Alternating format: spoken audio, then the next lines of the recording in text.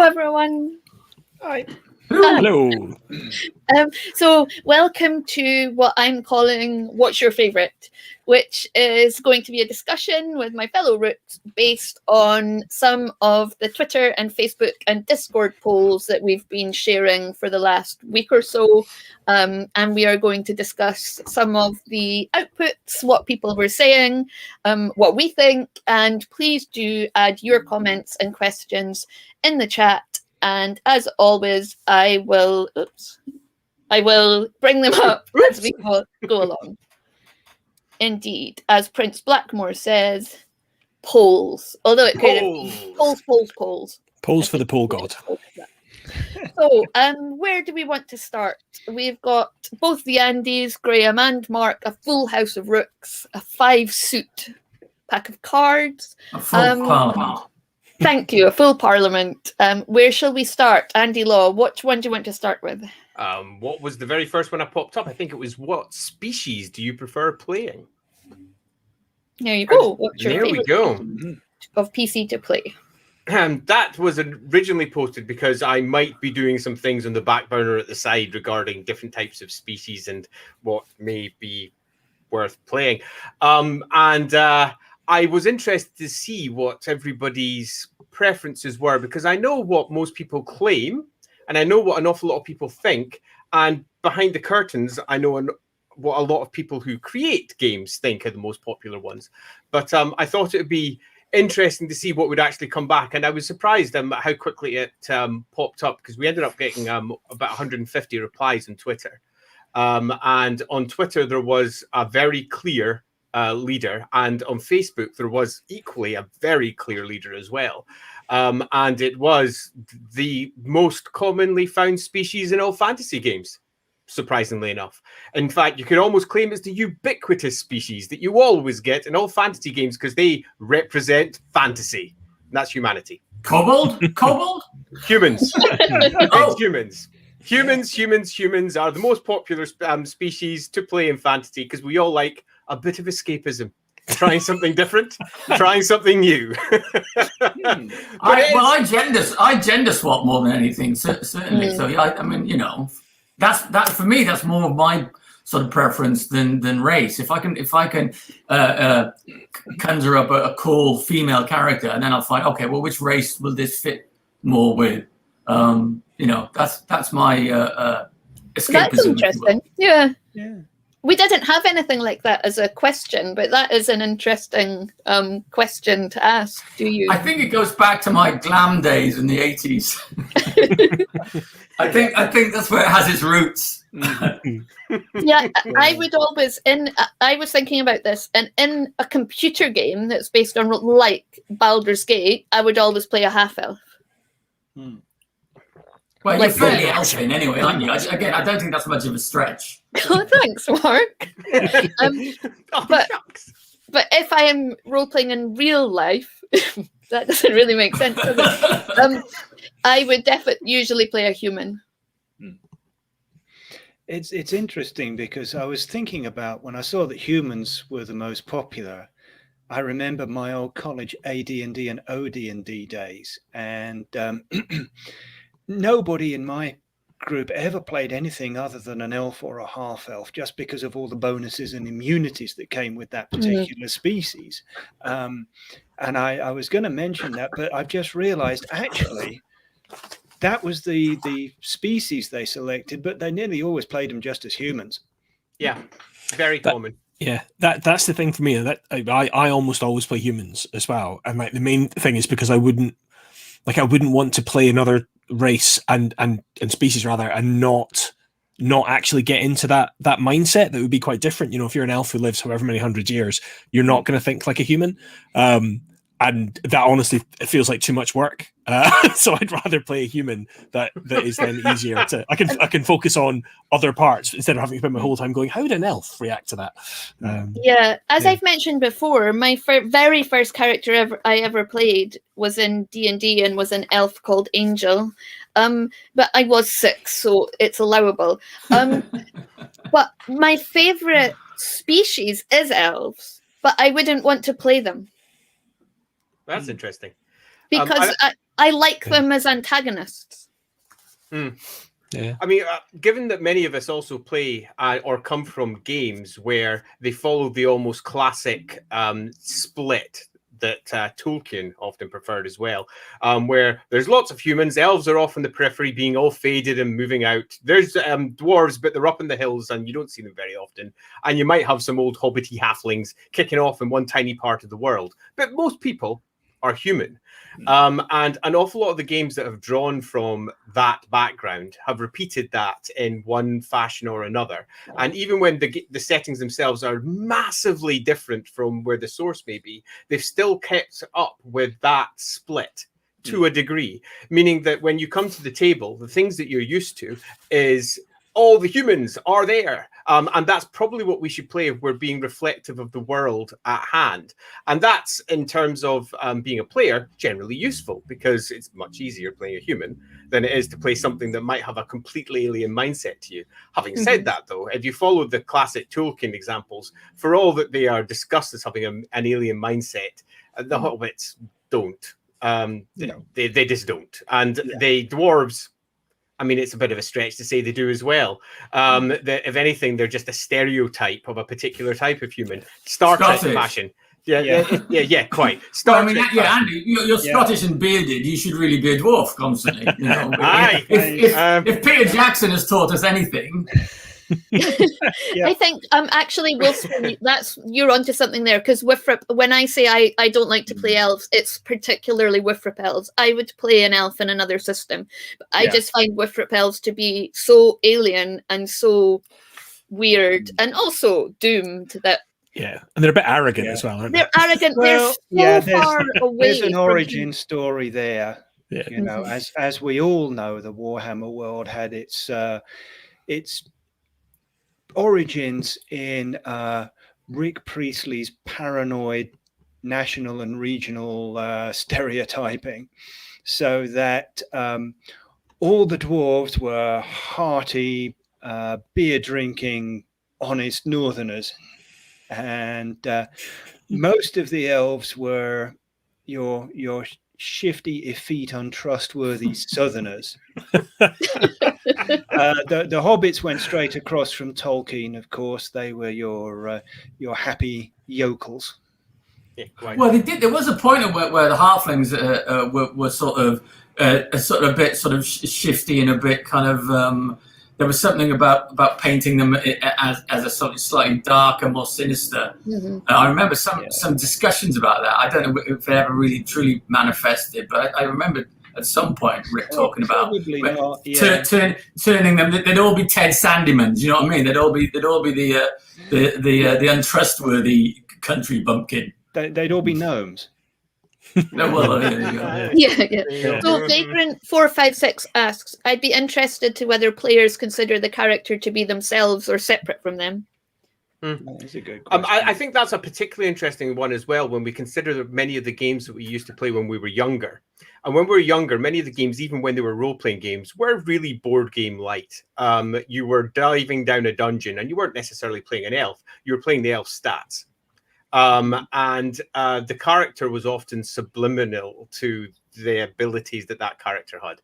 They were possibly, if you were role-playing, a bit there, but it was often nothing more than my elf says, and wasn't really a part of the character. And back then, the spread of the species and the ones that were chosen tended to be far wider. But as we then moved into role-playing them, a lot of people started pulling away from those characters because they're tougher to play, and they're also more alien, and they're also weirder, and they're also quite different, possibly, to how you yourself express. If you're playing some sort of hoity-toity elf that's following the example that Graham was presenting, and that's just not you, that might not be something that you enjoy playing, even though you enjoy the stats. I think it's also a question of you have a group of friends getting together to play, and you kind of have to play a character that your friends want to be around. So if you're playing this awful elf who's just this arrogant snob and is condescending to mortals the whole time, it's just like you wouldn't want to go around you wouldn't want to hang out on a Saturday night and role play for 5 hours, would you? No, Seagoat tends to play the character. I mean, I always try to play a character that is very different from myself. I mean, considering how annoying Andy Leask usually finds my characters, I really hope they're different than me. We can work for you. I don't think that's entirely fair. Yeah, I have a player who usually wants to play gnomes, but once he found out what mean bastards they are in Wifrip, he decided not to play one. I played one recently. She wasn't popular. She stole the boat. She stole that fucking barge. Yeah, she was off with it. So yeah, good times. I stole their dwarfing barge. We played a game of Gloomhaven recently, and one of the characters, I can't remember the race, it's one of the strange little races that they have, but he was playing that character, and the rest of the party, we just slowly gravitated away from him and just didn't involve him in any of our discussions or group decisions, because he was just the longer the session went on, the deeper he dived into that unpleasantness. And by the end of the night, we all felt a bit dirty, a bit grumpy.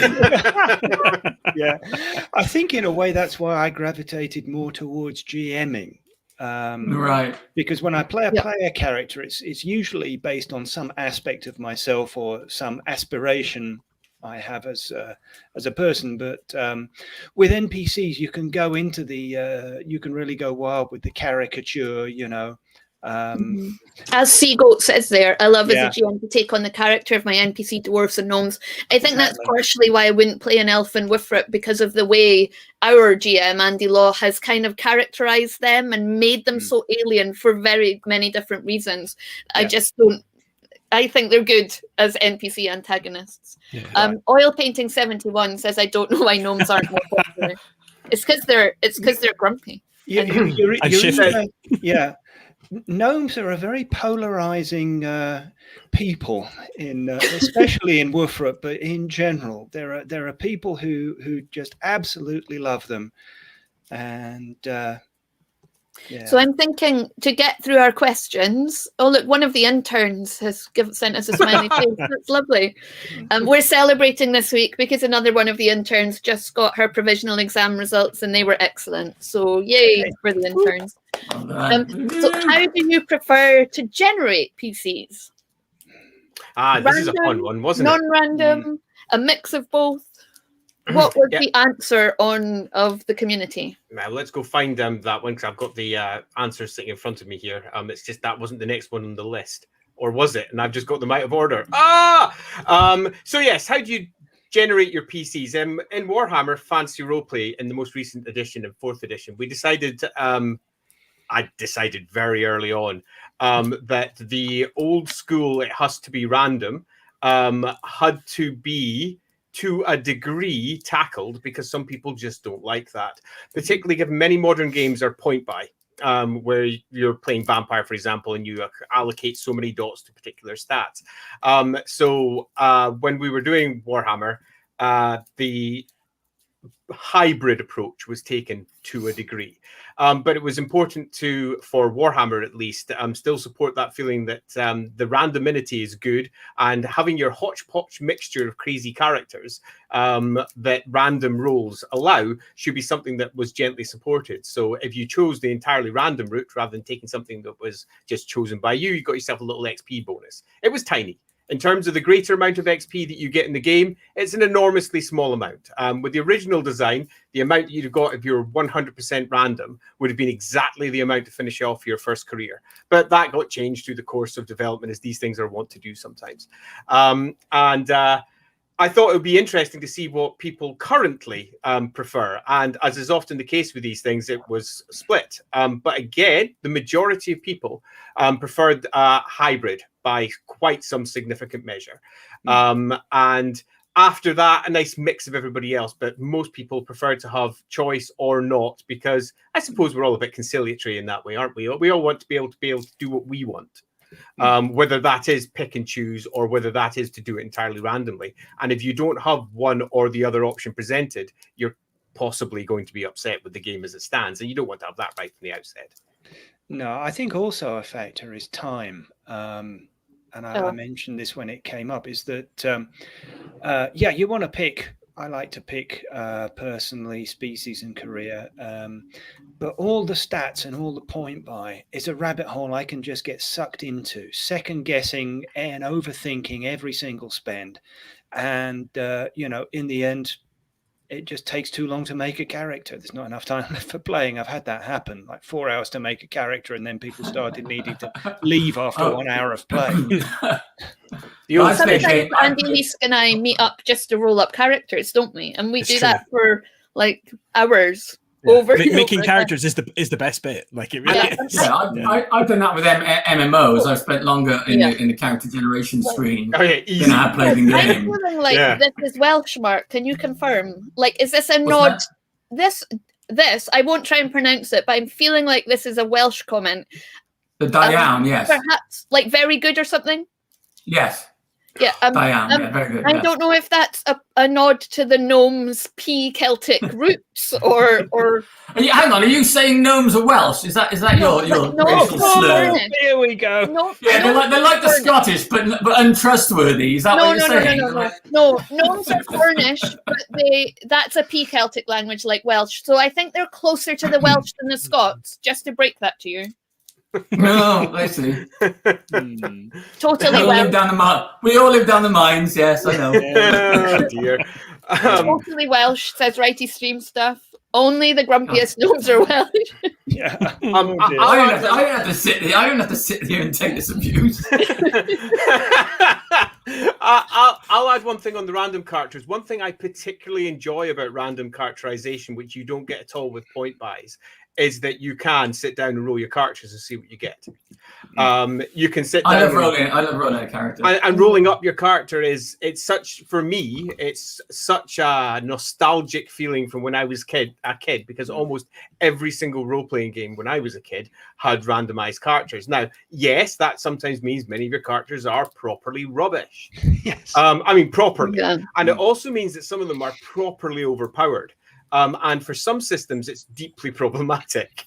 And yes, it means if you're playing Baldur's Gate, you do spend 19 hours rolling the perfect character until you get everybody with flat 18 stats down the line. You can do it if you put the time in. I am living proof of that. Did you? Tristan says random character background generation and RuneQuest takes an age. Is that one of the ones you're referring to from when you were a kid? I played RuneQuest that a lot.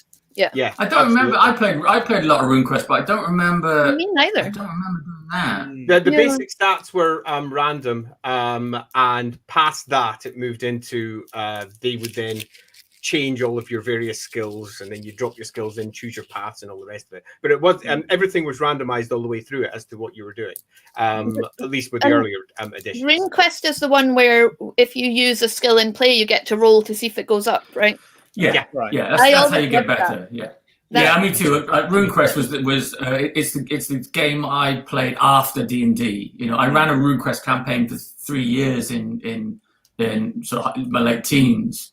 And the fact is, yes, you want to get good at using a weapon. You use that weapon a lot, and eventually you get to roll to see if it goes up. If you want to learn magic, there's no character classes. If you want to learn magic, you go get trained in some magic. Yep. Stuff like that, So you do get to craft a unique character. But I think the challenge there with RuneQuest is making sure it's not just a jack of all trades. You make sure you actually have an identity, because you don't have that solid, fighter, thief, magic user to hang your cloak on. You've got to kind of come up with something yourself. So I always like to roll. My preferred character generation thing is you roll dice, because rolling dice is fun, and then you get to assign the results to the particular stats, so you can at least sort of create a character that at least I want to be a fighter, and I've rolled an 18, so I'm going to put that in strength. That's that sort of thing. At least gives you some ownership of what you're doing there. Yeah. When Big Finn says sometimes rolling up a character can give you some inspiration if you don't have a specific concept in mind, give you the frame to paint the picture in. Yeah, it's super useful as well for people who are coming to a system for the first time. As some systems support that better than others. For example, if you're playing D&D, the core classes don't really tell you any story. They're just very simple, very core ideals almost. Where if you play something like Warhammer, your career is telling you a story. It's telling you who you were, and it's telling you a little bit about your past, how you got to where you are today. As one small aside, as we're just discussing the skills and how they increase in RuneQuest and various other BRP games, there is a bit of a downside with that, however, and that's that when you get some power gleamers or equivalent coming forward demanding certain skill checks during play, and actually getting upset with GMs because certain skills don't come up as much as they want, and they're the skills that they want to increase, and it doesn't come up during play. Or worse, they start calling for skill checks for things that are largely irrelevant and complaining about it. And as a games designer, we've got to make sure that we can either provide the tools for the GM to cope with that, so in a GM section, or alternatively, when it comes to the actual rules themselves, have a way of ensuring that that isn't how it's brought forward. We have similar issues with you only get an increase if you fail the test, because that's quite a fun way of doing it. You actually learn from your mistakes rather than learning from your success. If you constantly pass all the time, that means your skill's already super high. Do you really learn anything? So the flip is quite a common, more modern version of the older rules. Interesting. And that works quite well too. Comment from Vagrant. The biggest downside and baggage from my early days is how random systems favour cheating. I rolled a Troll Slayer. Again, for my third character in a row. And Prince Blackmore says random's fine if you're up for playing anything, but if you have a character in mind, it's rough. Totally it is, because if you've got a duelist in mind, and I don't know, you roll. I quite like what we did last time, where like we sort of were making up multiple complete characters, if that makes sense. So it wasn't a case of, you know, just tweaking things randomly. We'd make a whole character, then make another character, and then go, well, actually, this character works well with that character that you're going to play, and it becomes more of a communal thing in terms of creating a party with relationships between the characters and things. I can't quite work out what did you ever character generation Nephilim. Oh, thanks. I was reading Chargin. It's character generation. Yeah, no, I get that now. I read the word charge and added an N. That was elaborate and spanned thousands of years. Totes. I mean, I love random character generation that incorporates everything that the system is. It's one thing, for example, that Vampire completely misses. With Vampire, it is generally always pinned directly at you're playing neonates, so create your life you had before, because you understand that, because it's just normal life. But the second you want to play something a bit more interesting, the system doesn't support it. It doesn't have any strong methods of saying this is the sort of age-old vampire-y stuff that you can weave in, and other games do cover that far better, and you tend to find it does it better with random generation. Because picking and choosing. Darker Days Radio says, sorry, on my tablet. No, that's entirely my fault. And Millie says that their first Wifrip second edition character was a random roll Troll Slayer. Gloya Honeyfjord was epic. That is epic for a first roll in Wifrip. Absolutely. And a good name as well. The one thing I like from Vampire, I've spoken about it before, but the merits and flaws. So I wonder, love merits and flaws. I wonder if are there any systems out there of which I'm ignorant that combine random with. Excellent, Graham, take it away.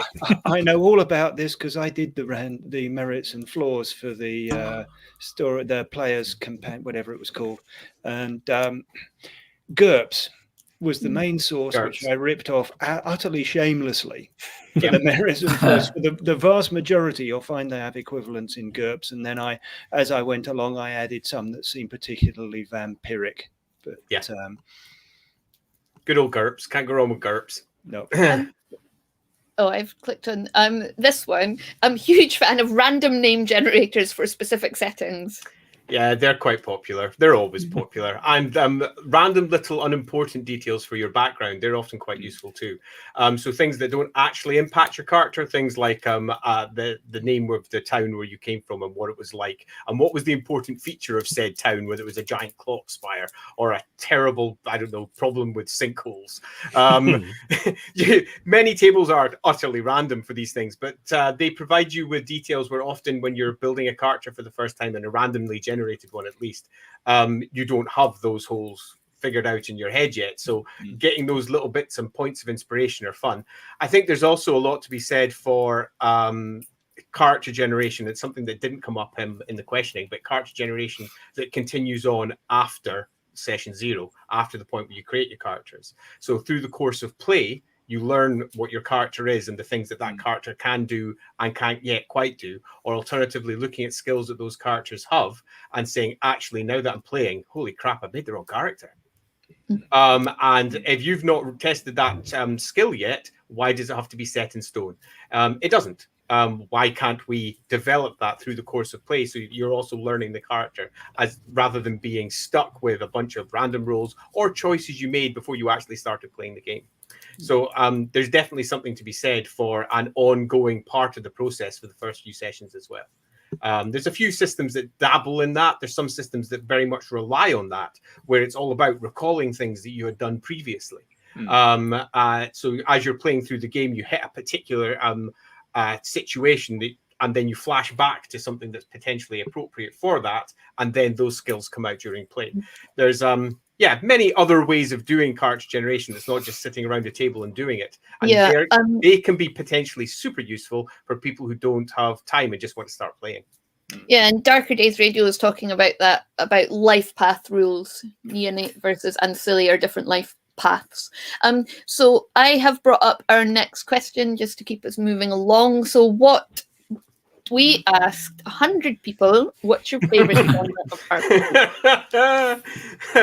Yeah, this is an interesting one for me, because we in the industry, we all have our own opinions. We've all come from various backgrounds, and we've all got our own beliefs as to what is and what isn't popular.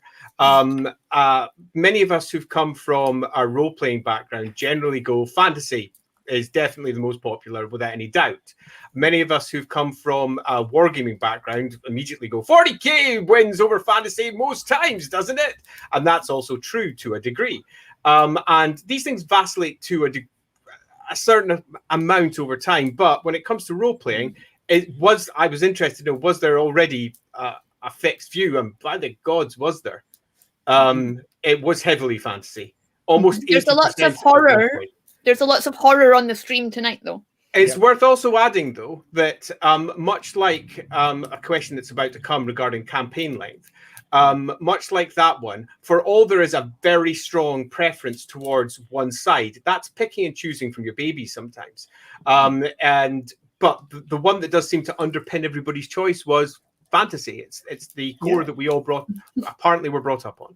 I think you're right, because most people's first game is D&D, so it gets fixed in your mind that role-playing is fantasy and everything else is X-type role-playing. It's a normative kind of thinking. But I would say that the question I would answer differently is that what's your favorite? I mean, my favorite genre to write is probably horror. That's different from my favorite genre to play, which is usually fantasy. And my favorite to GM is different again, and that's probably, I would call it historical fantasy, but it's essentially historical plus culture appropriate supernatural. So it really depends what you're doing with it. And this is interesting. Fantasy literature was something I was brought up on, Grimm tales being key. I was too. So I was brought up on the kind of stuff I read when I was a kid was the Brothers Grimm, Hans Christian Andersen, some of the Greek stuff like Aesop's Fables. And I was obsessed with those for many years. So I guess I identify with that kind of, then the bridge into fantasy through that. I'm completely different, but I've ended up in the same place, which is weird. I was brought up on a solid staple of fantasy, science fiction, and horror. That's what I had in books of thousands on my parents' bookshelves, and I'd be devouring them all. Yet, when it came to gaming, if I was to say that there was one primary early influence on the gaming side, it would probably be fighting fantasy for me, of all things. And that started out with fantasy books. And it didn't move to science fiction until quite a few of the books had been put out. And I remember that jarring leap and going, what the fuck is this? This is not a death trap dungeon. Where's my warlock? This is a spaceship. And for someone who loves sci-fi, it was an utterly odd reaction to have, because I adored sci-fi.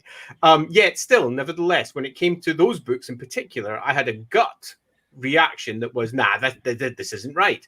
And to a degree, that has bounced down through the various games that I've played over the course of time. I, to this day, still very rarely play sci-fi. And the sci-fi that I play is often not standard sci-fi. It's often far more fantasy sci-fi. Your Dunes of the world, your Warhammer 40Ks of the world. They're not really sci-fi. Star Wars. No. Yeah, sci-fi. Yeah, Star Wars is, exactly. Star Wars is absolutely a fantasy. Example. Yeah. It's a fantasy. Yeah. And whilst there's some beautiful sci-fi settings that really should interest me, I'm probably, first and foremost, I would probably go further than just fantasy and really just spread it all out to all the fantasies of the various ilks, whether it's science, fantasy, or whatever. But still, I'm probably a fantasy guy, like most of the people who answered. Yeah, me too. It's as you say, funny you mentioned the fighting fantasy books. Yeah, when they started bringing out the sci-fi ones, I just thought it was a gimmick. I thought that was it's not real it's not fighting fantasy anymore, is it? It's a bit it was interesting to observe as they came out. Steve Jackson was always the one trying to stretch the system, like he did with the magic system in sorcery, and he did the science fiction, he did a Freeway Warrior one, I think, and various others, whereas Ian Livingstone was really devoted to sticking to the core and perfecting the craft of the Death Trap Dungeon style of adventure. And they had totally different approaches. It was kind of interesting. In many respects, though, that just brought extra strength to the settings. Oh, absolutely. Yeah. Because I would argue that some of the more stretchy books, the ones that are taking it beyond its very safe core, were some of the better ones. Particularly if you look at, say, Creature of Havoc, for example, where you played the monster rather than going on the other side, and it was really quite cleverly put together. Nevertheless, slightly beside the what's your favorite RPG, slightly, but it's close. It's tangential. I have a tangent, and that is, if anyone's looking for new fairy tales for inspiration, I've just discovered Asbjornson and Mo, who are the Nordic fairy tale people, and there's a whole load of new ones I hadn't read when I was a kid. So extra fairy tale inspiration there. So what is next? What is your favorite RPG setting that you had never played? I think that came up on Discord. I mean, yeah, that's a fun one, isn't it? And it did come up in Discord. The ones there's a whole scree of ones I've never played. Ones that I've read, for example. Ones that are games that I've never got around to. But favorites a toughie. I mean, as is always the case, trying to pick and choose one baby out of several mewling children can be difficult. I think for me, probably Dune. I think Dune, just because I love the novel and the game, like it looks really authentic in terms of tone and stuff like that. But it's a big undertaking to do it properly. Because it's such a dense world, and so much of it is the kind of the politics and influence, and it's such a long-term thing that but I've never actually played in it. I think you've hit do you want to go, Lindsay? No, you go. I think you've actually hit something that is very true for fantasy games in general, and that is one of their greatest assets is how accessible they are. Regardless of the various settings you use, you can always pretty much default on a fantasy person wandering into a pub. And it's going to be the same in pretty much all the settings. It's the same when computer game settings, as they, even no matter how high fantasy they go and how crazy they go, it's nevertheless somebody wandering into a pub and you're safe. Yep. You can create a character for those settings with ease. But when you come to the lore heavy settings, it becomes so much harder. Plus, if it's a setting you love, you also don't want to do it wrong. And if it's a setting you don't know, you become intimidated. Or you feel that the game doesn't actually represent your vision of the setting. That's not that it's like bad or wrong, but just obviously as readers or viewers, we all form our own interpretation. It's just like films of your favourite books, isn't it? Exactly. And so I always wanted to play Changeling, and that was partially because I was, along with being obsessed with those other fairy tales, I was quite obsessed with like Scottish folk tales, like the Selkies and the Washerwomen and stuff. And I always felt Changeling was really like that, but none of the other gaming group really wanted to play it. Looking at you. But also, how much different is it really from my life? I mean, you kind of, as a role player, you kind of dwell in this fantasy world anyway that is totally different from everyone else's world. So what would really have been different? I don't think much would have been. Someone saying, I'd like to try vampire again. Yeah, since my friends are no longer awkward 15-year-olds. Barring that, I'm sitting right now looking at Conan. Yeah, so true. June needs a good GM, says Millie. The GM, which coincidentally, presumably, is related. I think that's the case for any lore-heavy game. That looks beautiful, Tales from the Loop. I'd be interested in that too, yeah. Yeah, Tales from the Loop. I've got that. I've never played it. It just sits there amongst many of the other role-playing games that sit over there. Yeah, the art is lovely in it, though, isn't it? It's got a really nice aesthetic. I think it was written around the art, if I remember correctly. Yes, it was. Yeah, the art came first, which is how it should always be, frankly. Write your words afterwards. Just give us all the pictures. When I run things from the flood, says Darker Days Radio, my main point of reference will be the BBC Kids show by Russell T Davies, Dark Future. I don't know that one. There's only one Dark Future to me. And Millie said, I love Tales from the Loop. I've written a bunch of short mysteries for it based on Lancashire folklore. And we need to know more about Lancashire folklore, Millie. We do. DM strongly approve. Yeah. Yeah. Sorry. Sorry, Mark. I was just saying things from the flood seem quite popular. Yeah, I was talking about RPG settings, and I don't know if there ever was one. I imagine there was, because there is just about everything. Mm-hmm. If there was a Douglas Adams RPG, you could hitchhike across the galaxy. There was I think there was a text-based computer game, but there was. I don't recall an RPG ever. You know what? Neither do I. No, I would have been on that like a striking cobra. Yeah, if anyone is aware of one that hides around anywhere, slap it in a comment somewhere or come over to the Discord channel, because I'd be intrigued just to see what on earth you do with a long. I remember playing a short campaign of Traveller where as characters we met Zaphod Beeblebrox, but I can't say we were in that universe really. You know? Yeah. Yeah. Huh. It's interesting. Robin Hood. That's interesting because just a little bit will go in the stream. I was thinking about Robin Hood because I was thinking about the games we used to play in the playground. One of them obviously being Star Wars, but we played Robin Hood quite a lot. Like we pretended to be all the characters from Robin Hood. Interesting. So, yeah. I mean, although you didn't have a TV, that would have been at the time when Robin of Sherwood was probably on the telly. Right. So, yeah. That certainly was quite a regular fixture in my kind of weekly that's TV a watching. TV show I am terrified to watch again because in my memory it's perfect. I'm quite convinced though that if I watched it again I'd be like, oh no. Yeah. Oh. So a lot more clan ads than you remember. I don't know this sci-fi. Is that bad? And Discworld GURPS, but nothing Douglas Adams related. Yeah. Okay. I had that for a while, although it's disappeared. I think I might have lost it during one of my great floods from our last house. Got covered in sewage. Seems somehow. Nice. Yeah, nice. It is the sort of thing that would happen in Discworld, though. Let's be honest. I was just thinking that. Very not so cool. Yeah. Ew. Yeah, Robin Sherwood was great at the time. Have I heard they're making a new version of it? Have I heard? Are they? Oh, I don't know. I've heard that, Mark. I think that does ring a bell. Yeah, there's something I can't remember now if it's a series or a movie, but every so often they do, and the results are very various. It's so true. Ooh. Oh, now that sounds intriguing. That does sound intriguing. Hogan meets Blade Runner. What about this question? Is there an 80s action movie RPG? There's a few of them. Around, That'd be amazing. I just can't remember their names. But yes, there's been a few that have attempted to replicate that as a genre. Feng Shui could be played that way. I was going to say Feng Shui. Yeah. Because there's that pulp one, which is obviously more 30s pulp.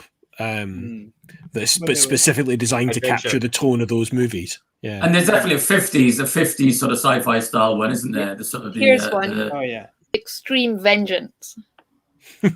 Starring Steven Seagal. Yes, perfect title for it. Really, yes. And Feng Shui. Yeah. Feng Shui. Also, GURPS reminds me of the Malazan Book of the Fallen. We talked about that on another stream. I wonder if they ever made a published game out of that. I don't think there has been a game made out of the Malazan Books of the Fallen. I certainly haven't seen it. No. Probably because it would take far too long to do the research for it. Yeah, probably. I love those books, but whoa, they're dense. Yeah. Wow. Although, I mean, to be fair, Stephen Erickson seems really approachable on social media. So, yeah. And Adventure is pulp RPG. Yeah, it did a pretty good job at it too. Yeah, there was a whole slew of them in the wake of the Indiana Jones films. I remember the old Indiana Jones TSR game itself, and Daredevils, and GURPS Cliffhangers, and a couple of others. So, what was next? How long do your campaigns usually last? Yeah, this is an interesting one for us because I'm notorious for having stupendously long campaigns. I mean, stupid long. Our vampire campaign lasted for like 10 years, real time. Our Warhammer campaign lasted pretty much the same. That was this one that started Warhammer 2nd edition and outlived 3rd edition and just kept on going until eventually everything went boom. It was crazy. Technically, didn't they exist in the same universe? Yes, they did, technically. It's sort of a Mobius strip 20-year-long campaign. Indeed. So I'm fully aware that my tastes in gaming, or indeed where I've somehow landed without really intending to do so, is in no way reflective of the greater whole out there. However, I am aware that many people I've spoken to in the industry at various points have gone, you really want to be releasing the bigger campaigns because they really not only sell well because they're fun to read, but that's what most people want to do. It's almost the holy grail, the dream, where a lot of people might go and play a game for a few sessions or play a couple of one-offs or maybe even do a quick season arc of, say, 6 to 10 episodes of a particular adventure, and then maybe come back to it again 6 months later or something similar. Many people hold that dream tight to their chest, where they have the epic campaign, where they can be whichever character in a particular setting, or alternatively, they can replicate what they get from the books that they read. It's the holy grail. But is that what most people wanted to play? And I thought it was interesting to ask the question. As it turns out, over 60% of people like to play their actual games for at least a year. There was a nice smattering in between. And as is often the case with questions like this, it's a bit of a pick and choose. Because you may also be playing a bunch of one-offs in between. You may also be playing a bunch of little shorter pieces. But as a general standard, most people like to play. Yeah. So Millie the GM has an interesting thing here. I love long campaigns. One shots and 3 to 5 session games are good, but you only really get to use all the mechanics if you play for longer campaigns. That's true. But when you play for longer campaigns, we found that lots of games mechanics don't stay with you in terms of character development, and you find your characters get so good but so samey because you're all good the same, that Andy Law has rewritten most of the long campaigns we've played to give them the system that extra time. I'll give a single example on that. We played Warhammer Fantasy Roleplay 2nd edition, and we started it right at the very beginning, and we played the campaigns that game offered. So that was the Pass of the Damned campaign with all the little embellishment and side adventures that came along with that. And by the second part of the Pass of the Damned campaign, Lindsay's character, who was a 17-year-old, was already more powerful than the Emperor in combat because of the very nature of the rules. And she wasn't supposed to be. The character she was playing was a 17-year-old girl who had been thrust into difficult situations and was making her way through these and negotiating them. But the rules just kept on piling on more and piling on more as the sessions pass by. So your options are rewrite or ignore the experience system or just do something completely different. It's fair. I think Lindsay's absolutely correct with the positions you put forward, which is most games are designed by games designers who don't play long games. Mm-hmm. They play short games. Well, they're designed around a 6-month play at most. Mm-hmm. At most, because I mean, you can't play 10 years of a game before you release it. Well, you can. You can. It's just you have to wait 10 years. Then it doesn't. It's not commercially optimal. Put it that way. No, I was watching an interview with Tim Kask, who was one of the early figures in D&D, and he was saying that they were surprised when players wanted to play beyond a certain point, because when they played, they'd get to level 10 and then they'd retire their characters and just start a new one. Yeah. So the challenge was, okay, how do we keep player interest? How do we, as they get more and more experience, as they get more and more powerful, how do we still challenge the characters? How do we still, without, that's why you end up fighting demigods, because, well, that's all that's left. All that's left. So they said they didn't really they wanted characters to retire. They wanted them to get to buy their castle by the sea and then roll another one and start the whole thing again. Yeah, Pendragon had something hardwired in for that, didn't it? Where you went on and played your character's children and then their grandchildren. Yeah. Which is, I thought, was a nice way of letting you have your cake and eat it. That is good. Yeah, until the story is finished, they're the curse of power creep. Yeah. Yeah, the curse. I'm just going to find it's something we tried. Your campaign set by how much other players want to GM. And Afane says, we never finished one. More to do with changing life circumstances. This is very, very common.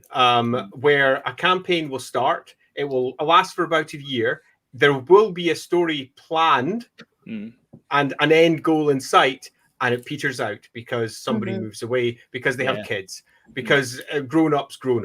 And it's super, super common. And it's the bane of long-term campaigns. Having said that, though, these last couple of years, I think that's changed for a lot of people, because where beforehand the general optimal point was everybody around a table, now the optimal point has been everybody around a screen, which means that people who've possibly gone off to the other side of the world can now be brought in. People who maybe just 20, 30 miles away, but it's a chore to drive over, for goodness sake. And you want to meet your mates, but seriously, I don't want to drive that 30-mile run every 2 weeks. It's changed. And I've been very intrigued, particularly on Discord, to follow quite a few campaigns that are already well over a year old, with characters that are all well over a year old, super established, and not just running with groups of 5 or 6 players, but sometimes running with groups of maybe as many as 15 or 20, and then splitting into various groups with multiple GMs and then coming back out again. The gaming and the nature of roleplay games has been forced to change through the course of COVID. Yeah. And what some people have just replicated their own old experiences and brought them to the digital era, because that's the only way they can continue playing, where others have found themselves going, I want to play, gathered, and then found themselves playing in far larger groups because of that. It's super fascinating. Yeah, Executor said, I found that playing online now means a much more reliable and steady attendance, and play with friends who have moved all over the country since our uni days. That's exactly it. Yeah.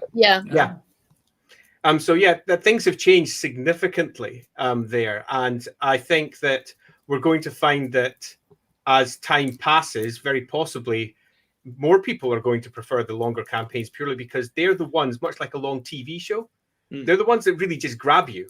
And that doesn't mean that the one-offs and the shorter ones will be played less. I don't think they will.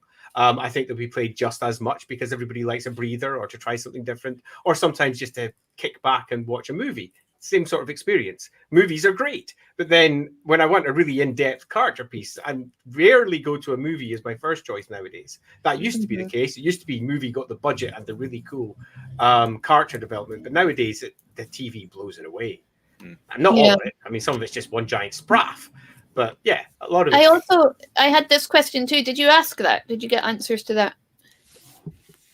We didn't. I mean, we didn't specifically ask that one, but it did come out during the "What's your favorite genre?" type thing, and people started talking to the specifics of their own favorite games within each one. And RuneQuest, interestingly, came up quite a lot.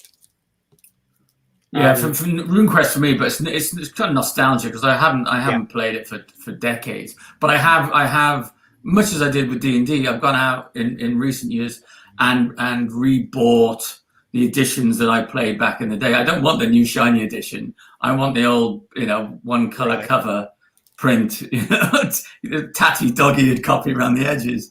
That's the ones I want, So I gathered that stuff around me, like the old first edition Monster Manual, and that, just to have that stuff again. So I don't have. I don't personally have a favorite these days. No. Tristan Narber's just saying about Discord player recruitment. Yeah, has been a boon during lockdown. Oil Painting says RuneQuest is still a great game, stands the test of time. I'll have to go back to it. I haven't played it. I started. I was introduced to it when I played White Bear Red Moon, which was I think probably the first game from Chaosium, maybe back in the day, and that predated RuneQuest. And it was a great sort of little war game thing. Pretty sure, yeah, and from there I went into RuneQuest. So yes, lots of feels in the old nostalgia pleasure centres. Just on Millie's comment about organised play, so Pathfinder Society eventually meant folks would turn up every week at 8 p.m. and be ready to play for 2 hours. Would that be, though, different people? So would you have to then have the capacity to switch out characters in the group? Yeah, it's everybody turns up with their characters, get to play whatever the fixed scenarios are for that particular organized play event. And we were building one of those at one point for Warhammer as well. They're super fun. They're really good for it does look really good, by the way. Nice. You're tempting me now. Yeah, it looks proper good. What's with the duck? The bloody ducks. Are there duck people? Yes. They were, yeah. Yes, I did. Yes. I mean, birds are just dinosaurs, so let's just think of them as dinosaur people. Yeah, but they're like the ducks. They're like Howard the Duck. They're properly divisive. Some people swear by them. They're the best thing that ever existed. Other people just I never had ducks in anything I ran. I refuse to acknowledge the existence of the duck as a sentient species. Like, what are their bodies like? Are they like full duck? Or just like it's like Donald. It's like Donald Duck. Yeah. It's exactly like Donald Duck. Or Howard the Duck, maybe. Yeah. Howard the Duck more specifically, but yes. Yeah, it's so true. I remember playing. In fact, we played a long RuneQuest game, lasted about 5 years, and one of the characters in that was a duck, and I never got over it because it was just weird. Yeah, but we were young, and at that young point, you don't make choices as much as the book makes the choices for you, and you play what's put in front of you. So. The duck was there, so we gave it a go. Yeah, it's just so ridiculous seeming. You have to give it a go. Like, what's next, though? Platypus people? But it was just the duck. It was not like you got a whole range of farmyard animals. You couldn't play the chicken. It was only the duck. Yeah, because chickens would just be ridiculous. Hang on.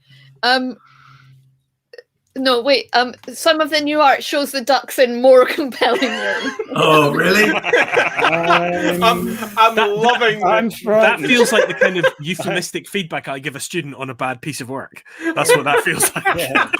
I genuinely used the phrase visually arresting on a poster that a kid made for me this week because I couldn't think of anything nicer to say. I'm very afraid. Ducks.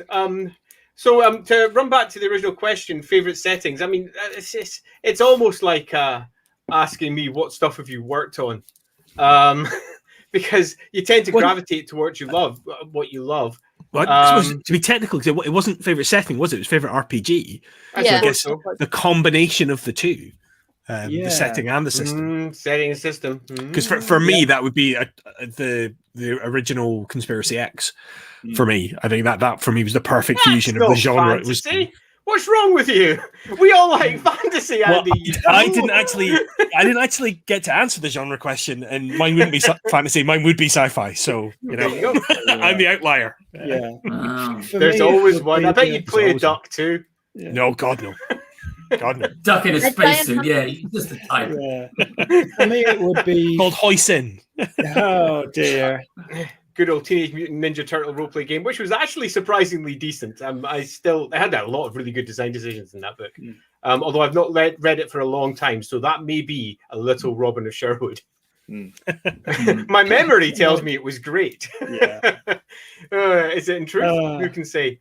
Yeah, for me, it has to be first edition Call of Cthulhu. It was my first experience with horror RPGs. I'm going to be a little heretical here and say I could take the Cthulhu mythos or leave it, but I do like a horror RPG. Yeah. And the mechanics, as you've said, the basic role-playing system is just so clean and so powerful and so well considered. I still find it hard to beat mechanically. Yeah, good system. Love it. Yeah. Always loved a good bit of the old BRP. I've still got like a first edition Stormbringer through there, which again is sort of based on BRP, and again flicking through it, going, this still works, this still holds up. Yep. I grew up in it. It's the game that I played most out of everything, even more than Warhammer. But that's only because BRP was the core for so many other systems. That's true. So I used it in all the other systems, and being the big Michael Moorcock fan I was when I was a teenager, it was used for that, and obviously Cthulhu and RuneQuest. And that alone was enough to drive me for quite a number of years. Oh, yeah. Yeah, BRP was pretty much the first house system, I think. Yeah, pretty much. At least that I can think of. I mean, you could argue D&D, but that'd be weak because it just was. I mean, with different settings, but yeah. Currently, for me, cult in terms of looks, and find BRP very intuitive. Yeah, exactly. That's the virtue of it. It's just so easy to understand. It is. I mean, there's all manner of issues you can bring up against it, and not most of them are true. But it doesn't change the fact that it's intuitive. Everyone understands percentages. Yeah, everyone gets it. It's easy. And whilst the stats are not necessarily, and depending on which variation you use, clean in terms of how they're applied to that, and whilst there's lots of fiddly, foibly bits with it, it's nevertheless a great wee system. I love it. This is one we haven't mentioned this week, but we mentioned it in a previous week that we probably could never get Andy Law to play it. I'm loving the Alien RPG at the moment. But I always find myself going back to Coriolis. And Liminal as well. Love the liminal idea of folklore versus the modern world. I will have to look into that. That's do so. It's good. Yeah, it's good. Yeah, I love that as a concept just in general. It's kind of changeling, mage kind of idea about paradigms and the tension between fantasy and reality. Always fun. Works quite well for horror role-playing as well. When fantasy slowly but surely begins to impinge. Pirate RPGs. I collected every pirate RPG I could find back in the 80s, but I never got to play any of them, and it was so frustrating. I don't think any of them were any good back then, but it was still frustrating. That's why I loved Freeport when it came along. I can imagine. I never really got the whole pirate genre. It was never really one that I got because I didn't grow up on all the movies when I was a kid, which drove many people's interest in it. Exactly. Where I didn't watch those movies for presumably parental reasons. We played 7th Sea for a bit, and that's kind of like pirates and magic, swashbuckling and sorcery. Yeah, I always intended to look at it, but never did. Yeah. Yeah, 7th Sea. Well, I find myself kind of, I guess you call it LARPing as a pirate a little too often.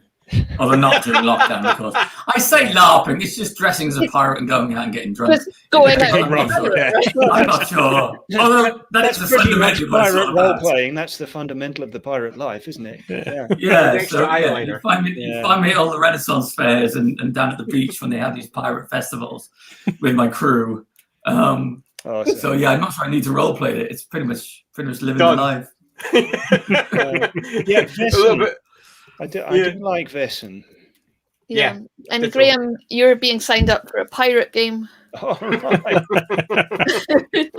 Well, actually, we have now reached our well, there we hour. go. Oh, Time that has flew flown. by. Yeah. Thank you, everyone, for all your suggestions and comments. And we've talked about quite a lot today. And we'll see you all in another week for more streaming fun. Yes, indeed.